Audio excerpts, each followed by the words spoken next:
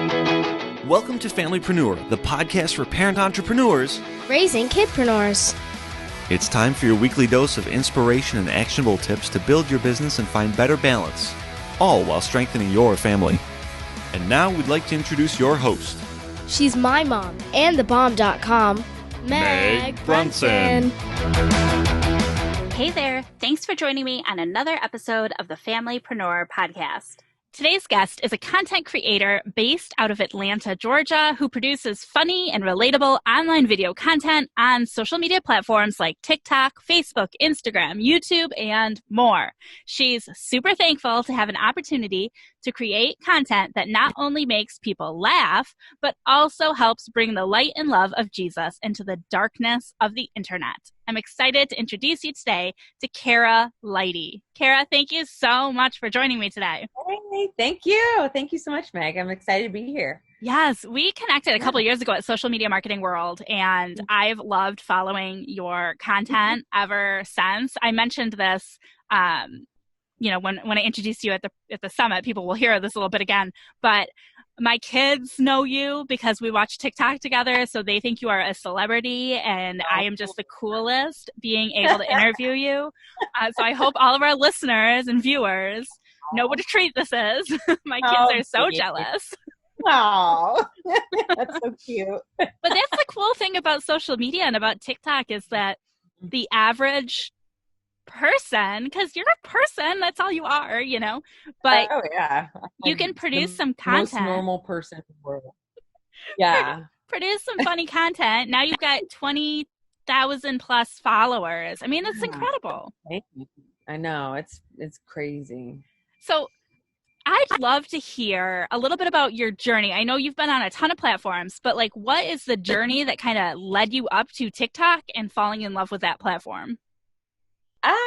I think it all started back whenever my youngest, she was about 6 months old or so. And I remember hearing about Musical.ly, and I was like, oh, what's that app? And at the time there was several different things. I had just started a YouTube channel. So I was kind of doing the YouTube thing. And then I was like, oh, what's this really cool phone app? I can create weird, funny videos. So that's essentially what I did was I just started creating content on Musical.ly. At the time that wasn't really Musical.ly content. So I got a lot of hate for it because I wasn't doing the motions Musical.ly did. People always did funny. And I was like, I go, yeah, that's not me. So then I was just doing it the way that worked for me. And, I sort of just did it as something, I don't know. It was just sort of like a hobby at first, just like my YouTube. It was sort of to make memories and just to make fun videos. I've always made funny videos as a kid. And then whenever I sort of took a break, got busy doing mom stuff. I was focused more on my YouTube channel and that sort of thing. And then I kind of started to get discouraged with YouTube because the algorithm was really crappy, even though they say it's not, but it is. And just everybody was doing the same thing all the time. And I was like, you know what, I'm just gonna, I'm gonna do this occasionally, but gonna focus on my family. We had just moved into this house. So then I was like, oh, wait a minute. I heard Musical.ly got bought by another company. And so I checked it out and it took me forever to re-log in because it was it logged me out. And I was I finally got my password. And then I just started creating content again on there. And I really just enjoyed it. It was just fun to do. It was just, like I said, everything for me is more of a hobby. It's so funny because I'll go on shows or podcasts and a lot of people are making a lot of money doing these sort of things. But it's for me, the hobby and the fun part is all I really care about. And it's cool if I make money eventually, but it's that's not really my goal. I just love blessing people and being funny and having a good time. So that's essentially, I started to create on there again.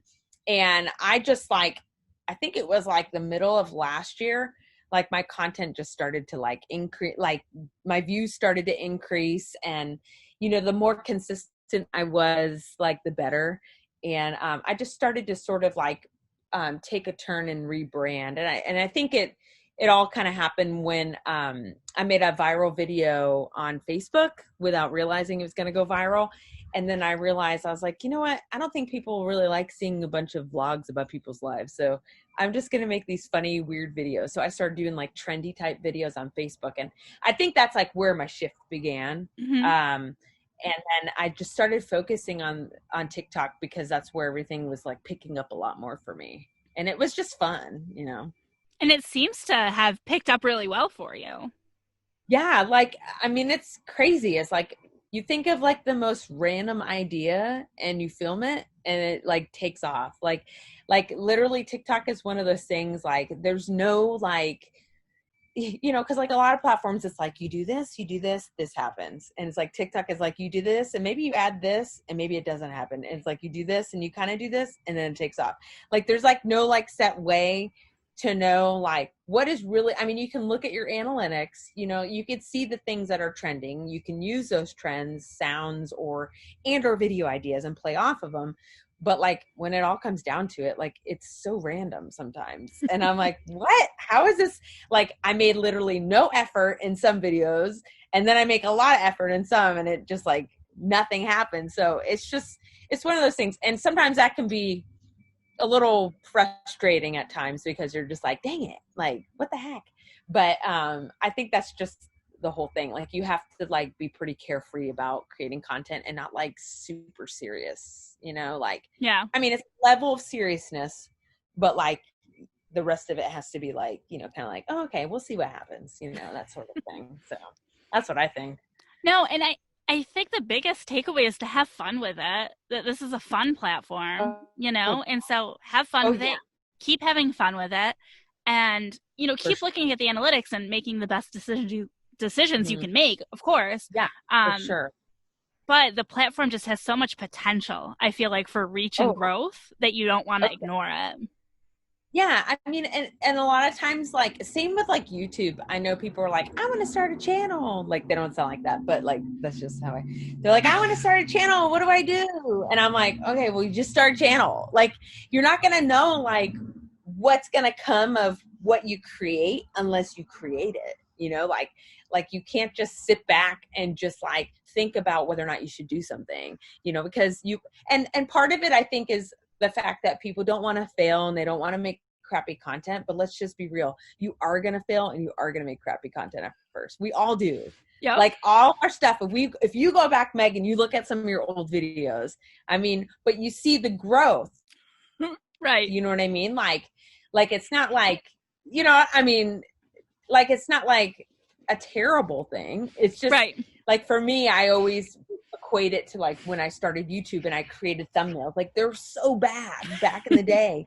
But then I learned like the things to change and like I experiment, and I'm not a graphic designer, but like I kind of taught myself how to do that stuff. And you sort of see what works for you. And it's just, I mean, you are going to have crappy stuff in the beginning. I mean, that's just how it works. And that's the only way you're going to learn, you know, because then you're like, wait a minute, you know, like I should do this different. So I mean, the same with TikTok. It's the same exact thing. I always compare it to parenting. Like if you waited until everything was perfect to have a baby, you'd have no babies ever. Exactly. That's so true. It's true. There's never a perfect time. Never. You could always have more money. You could always have a better job. You could always have a bigger house, like whatever. Like if you've had kids or thinking of, you know that. Like and it's the same thing with business. And I think I saw Shalene Johnson, and she had like a great example about, you know, you have to pull the trigger. Like you have to, if you're at like target practice, I'm not a shooter. I don't know much about guns, but if you handed me a gun and I was going to learn how to use it, there's only so much time you can spend aiming the gun. Eventually you got to fire it and see where the bullet goes, because until you see where the bullet goes, you don't know how to correct your actions. Yeah. Yeah. And that's a thing. And it's sort of like one of those things, like people are telling me, they're like, I was like on a show last week or so, a Tim and Jim show, and the same thing happened. Like he was, you know, Jim, my friend Jim was asking me, like, he's like, but he goes, oh, you know, I'm not really sure what to do. And I go, Jim, you just have to do it. Like you're going to figure it out. Like once you start doing it, like if you're not getting like a lot of feedback on a certain style of video, you know, like if something like the audience in your community is going to show you like what direction to go in. Like it should always be something you enjoy doing. So I'm an advocate of doing what you love to do, and everybody will follow that. But being able to know like where you stand as far as like your content goes, like the only way you're going to know is what you said. Like you just have to do it. Like, you know, you can't just keep sitting there not making content because you're scared that you're not funny enough. Well, you don't have to. Thankfully, TikTok, I mean, you don't really have to be super funny, you know, like it is a comedic. That's why I love it, because I'm more on the comedic side. But if I was like super serious, like I would still love it too. It's like a great platform. And I've seen some, like, I don't want to say super serious, but like some more serious, like business TikToks where it's like those little snippets, and they're showing you how to do something in Canva or showing you how to do something right on TikTok or whatever. So, those are really genius. Those are genius. I love those. I know. That's a life goal of mine. Yeah. That's a goal for this summit, maybe. Yeah. Now, can you tell me a little bit about the demographics of people using TikTok? And then from that, what businesses should have a presence on the platform? Or if there are businesses that you think wouldn't work, what would those be?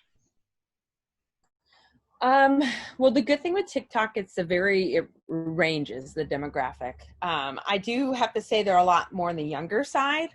And so, like I get a lot of, you know, Karens on my, like when I do something, Karen, I go, no, it's Cara. I try to correct them. But, so you get a lot of like younger, but there's definitely like, I've seen like grandparents on there. Yeah. Like there's like older people, and like I'm in my mid, you know, to late 30s. So, you know, it varies, which is really good for any business. I know, for example, one of my girlfriends is an actress. She's an improv actor. And she says she got a lot of 12-year-olds on hers. So she has to like in a sense, almost like once like the younger crowd follows you, like you do have to be more conscious about what you're posting about, depending on what you're doing. I mean, a lot of people don't, but that's just me. I am, but I'm a mom. So like for her, she's got a lot more younger kids. But I mean, I think everybody should be on there. I don't really think that there's like a wrong brand or person to be on there, because the other thing that I always tell people is that basically if you have a brand and you're considering jumping on that platform, start posting on a different, like an account, like versus a brand account, and get an idea if you feel comfortable on there. You know what I mean? Like if that's something your brand wants to explore as far as platforms. And it kind of gives you an opportunity to kind of test out content. Mm-hmm. And then you can kind of decide whether or not you want to do that professionally. But I mean, there's dentists on there. There's a dentist that went viral. Oh, I think he was like doing dances in his office. Yeah, the Bentist. I think that's what Bentist, I think is his name. I don't even know.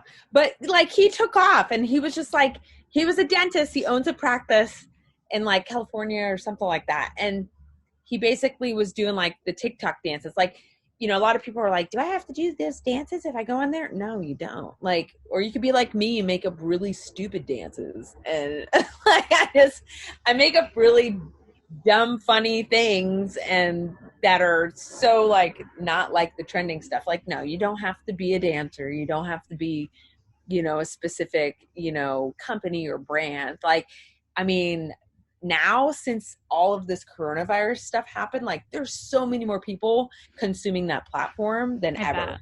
Like, yeah. And that's why it's something that was challenging for me, because like then they started creating more content, and I'm like, dang it, where'd you come from? Like here, you know. But like it's fun. It's making it more challenging, which is a good thing, you know. But yeah, for sure, like any business. I mean, I have a friend that's a lawyer, and he has a TikTok, you know, like, and then I went on his show and talked to other lawyers, and people like in, I think somebody was like in law enforcement, and there's like police academy, you know, like people that like everybody has one. Like it's it's like an unlimited amount of like people and content on there. It's crazy. Now, is there an easy way, like if we want to take one of those examples, if I'm a lawyer, is there an easy way to go on there and like search for other lawyers?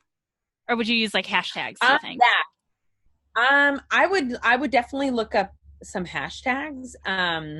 I mean, I personally know like another lawyer on there, but like for sure, if like you looked up like hashtag lawyers in Georgia or hashtag lawyers in California, you know, like, or like Law and Order, like you may get my dance on there because I did a dance to Law and Order song, but yeah, I mean, I would like, that's like, it's really, you can like find anything on there. Like hashtags are like gold on there, are key. Yeah, I think the biggest challenge is not to spend like 8 hours on the platform because it's so hard. I know it's bad. Like it can get bad. Like I'll just be like, okay, whatever. And sometimes like I'll be on here trying to find ideas, which is fine. But then I'll get like sucked into like, you know, a hole of like TikTok like meme videos or something. I don't know. Well, you've got so much value to contribute, and you're sharing a ton of information with us at the Organic Marketing Summit, which is happening November 9th through 13th. And in that 1 week, attendees of the summit are building their 2021 marketing plans alongside over 20 industry-leading experts like Cara, who are interested in their success. Tickets are completely free, so there is no excuse. Head over to Organic Marketing Summit right now, organicmarketingsummit.com right now, and reserve your free ticket before something distracts you. Go ahead and grab your tickets. Cara, thank you so much for taking the time to not only present at the summit, but to join me today for this interview. I appreciate you. Oh, yeah. Thank you. I appreciate you too, Meg. Thank you so much for having me on. And we both look forward to seeing you at the summit. Bye for now. Bye. Head over to organicmarketingsummit.com and grab your free ticket to the Organic Marketing Summit today. It's happening November 9th through 13th, and you definitely don't want to miss it. Bye for now. Do us a favor. Share this podcast to a friend. It's like my mom always says, sharing is caring.